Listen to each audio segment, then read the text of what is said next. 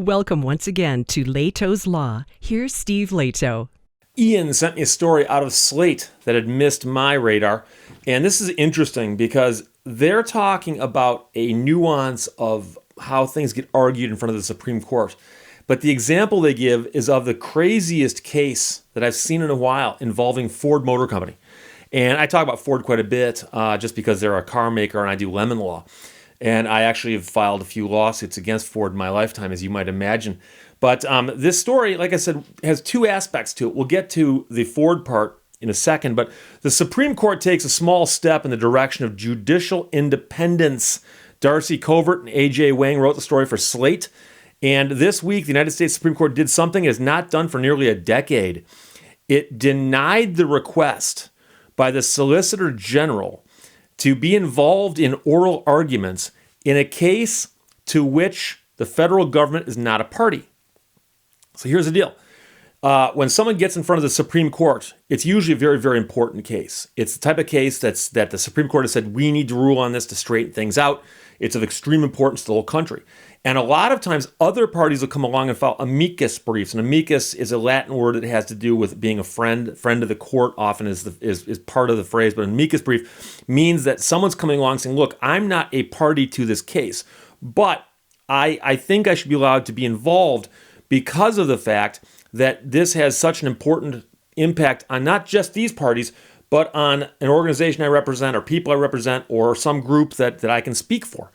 And so they don't grant everyone the right to come in and do that.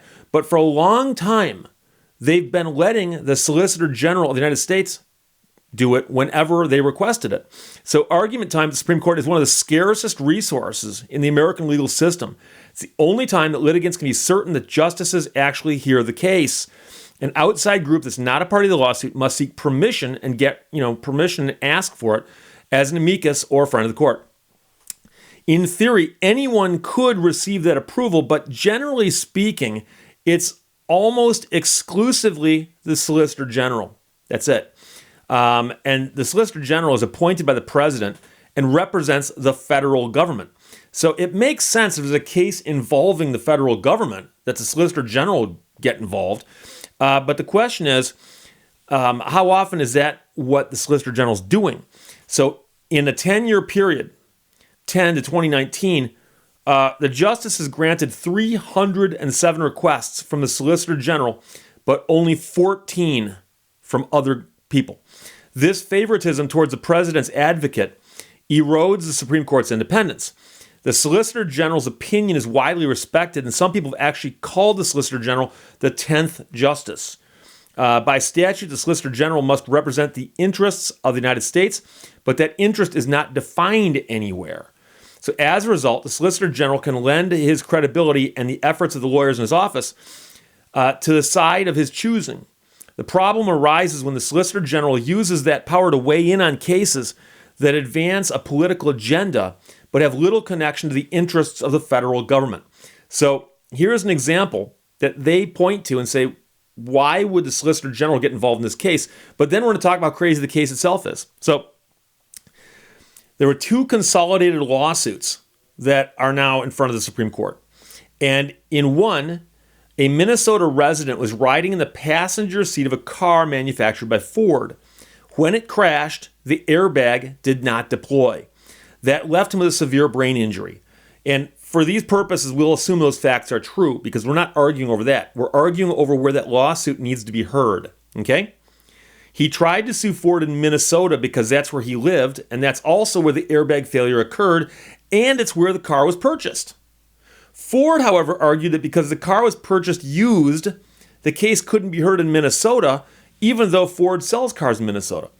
They argued instead it should be filed in North Dakota, where the car was sold to its first owner, or filed in Michigan, where it was designed, or, this gets good, in Canada, where the car was built.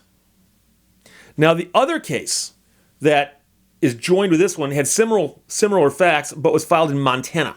So that's how these cases wind up together, is the same argument, is if you buy a used car and the car is part of a product liability claim, what's the proper venue for that lawsuit? And, it's a very, very easy question if the plaintiff, the defendant, and everything happens in one state. And there often are these kinds of arguments that you study when you go to law school in a class called civil procedure, and you talk about jurisdiction and venue. And that is, where can a case be heard? And if there's more than one spot, which is the appropriate venue? And there are fights over this all the time. And it's not uncommon that the fight really is to see who can get home field advantage. I suspect that Ford is thinking if the case is tried in Michigan, where they're headquartered, they might get a fairer shake from a jury. That's what they're probably thinking. But they're also thinking that if they can force this guy to bring his lawsuit in Canada, it's going to inconvenience him to the point where it might not be worth his trouble, or at least make it difficult for him to do that. So there's all kinds of stuff that goes on here. But the question is, why was the Solicitor General of the U.S. asking to be an amicus on this case? In the brief to the Supreme Court, the Solicitor General offered a confusing explanation for why he should be allowed to argue before the Supreme Court in favor of Ford, by the way. He wrote that the United States seeks to ensure that plaintiffs have access to efficient forums to sue corporations. Well, what's efficient about making the man take his case to Canada and file it there? What's efficient about that now? This is a position that would seem to place the government on the side of protecting consumers' interests. But in the next sentence, he noted, an interest in protecting against risks to interstate and foreign commerce posed by state courts, unduly expansive assertions of jurisdiction, and that the government defends federal officials in court. The claim appears to be that because federal officials sometimes get sued in federal courts, the federal government has an interest in limiting the jurisdiction of state courts over corporations. But the federal government is protected under very different rules around possible liability and immunity than a corporation, such as the one at the center of this case is. The Supreme Court seemed to recognize the federal government's interest here was not as great as claimed by the Solicitor General, and rejected the bid for argument. For roughly the last decade, although the justices have permitted the Solicitor General to weigh in on any case, and solicitors general have employed that discretion to opine on many issues in cases that involved interests of states more than of the federal government, like certain abortion, affirmative action, free speech, and so on.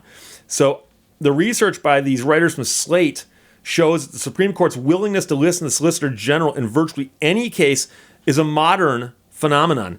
In the early 1900s, the Solicitor General requested amicus oral argument almost exclusively when defending federal statutes or actions by federal agencies, which would make sense. And the court let them get involved. But over time, the Solicitor General increasingly entered political cases with little relevance to the federal government.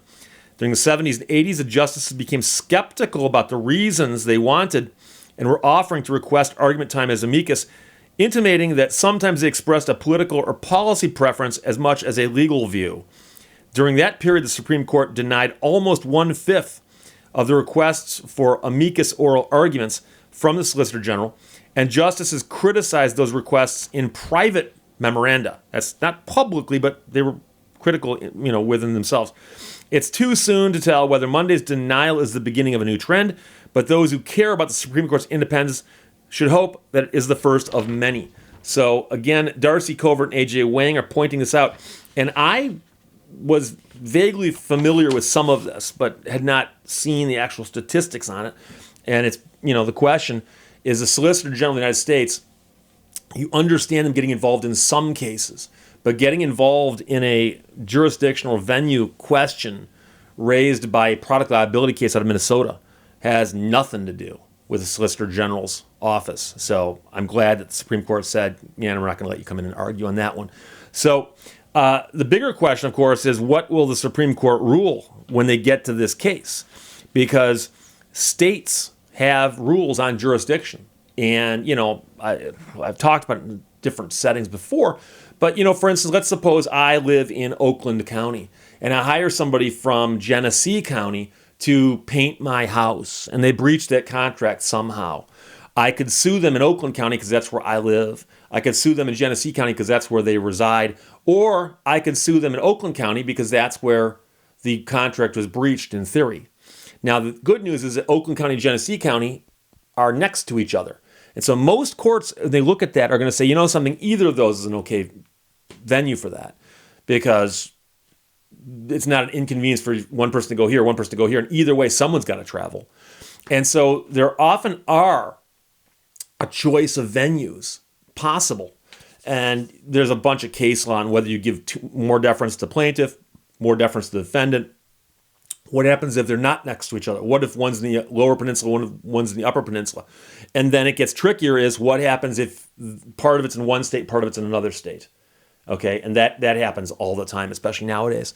So there's all kinds of weird questions, but to raise the argument that you got to file this product liability claim in Canada, because that's where the vehicle was built, you can imagine what would happen. The Supreme Court said, yeah, that makes complete sense to us.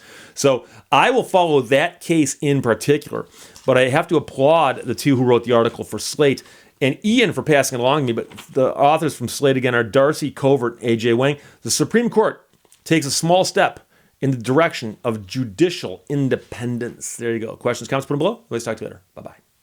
Thank you for watching Lehto's Law. Take responsibility of your own happiness. Never put it in other people's hands.